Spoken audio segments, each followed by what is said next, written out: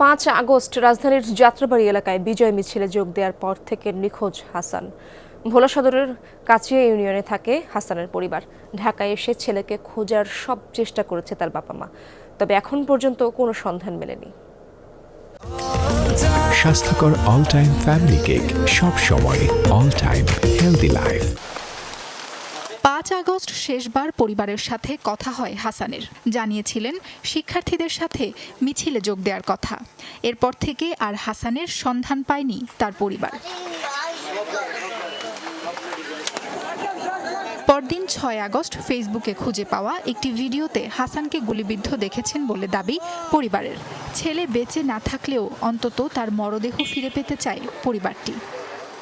5 তারিখ আপনার দুপুর 2:30টার পরে আমার সাথে একটু ফোনে আলাপ হয়েছে, কিন্তু এর পরের থেকে আর ফোনে কোনো আলাপ হয় নাই। এখন মনে করেন তারা অনেক জায়গায় অনেক খুঁজি।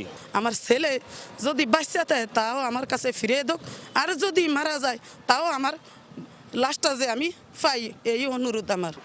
সংসারের হাল ধরতে পড়াশোনা ছেড়ে রাজধানীতে পাড়ি জমায় হাসান। 20 বছর বয়সেই অসুস্থ বাবা মার চিকিৎসা, ভাই বোনের পড়াশোনা সহ সব খরচ কাঁধে নিতে হয়। হাসানের খোঁজ নিতে প্রতিদিনই বাড়িতে ভিড় করছেন স্থানীয়রা। হাসানের সংসারে 5 জন খাওয়ানিয়া, এখন সংসারটা কিভাবে চলবো? হাসান তো 5 তারিখে নিখোঁজ হয়ে গেছে। পুলিশের দাবি, নিখোঁজ হাসানের সন্ধান পাওয়ার চেষ্টা চলছে।